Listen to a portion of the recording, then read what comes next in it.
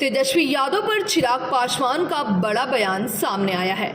चिराग पासवान ने कहा कि हद हो गई, राजनीतिक रोटी सेकने के लिए तेजस्वी कहां तक जाएंगे।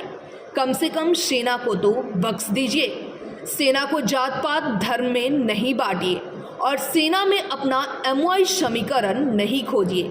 तेजस्वी के वजह से बिहार बर्बाद हो रहा है, जो संवैधानिक पदों में भी धर्म खोज रहे हैं। जिस तरीके से देश के सर्वोच्च पदों को उन्होंने तेजस्वी यादव जी ने धर्म के आधार पर बांटा, आप मुझे बताइए, क्या ये देश की मर्यादा के विरुद्ध नहीं है? क्या ये देश के संविधान के विरुद्ध नहीं है? जो लोग हम लोगों पर आरोप लगाते हैं कि ये संविधान को समाप्त करने वालों में से हैं, ऐसे में बताइए ये क्या कर रहे हैं?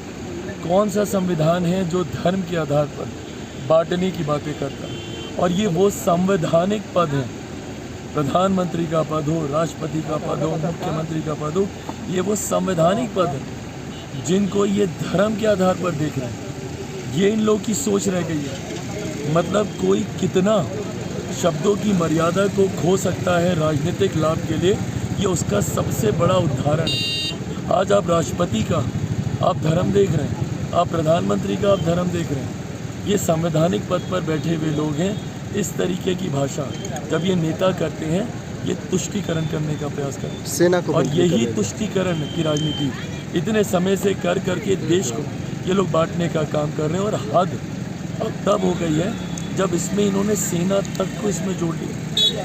क्या अब सेना को भी धर्म के आधार पर देश में देखा जाएगा? अपनी राजनीतिक रोटियां सेकने के लिए तेजस्वी जी कहां तक और जाएंगे? कम से कम सेना को तो बख्श दीजिए। सेना को तो जात पात धर्म मजहब में मत बांटिए।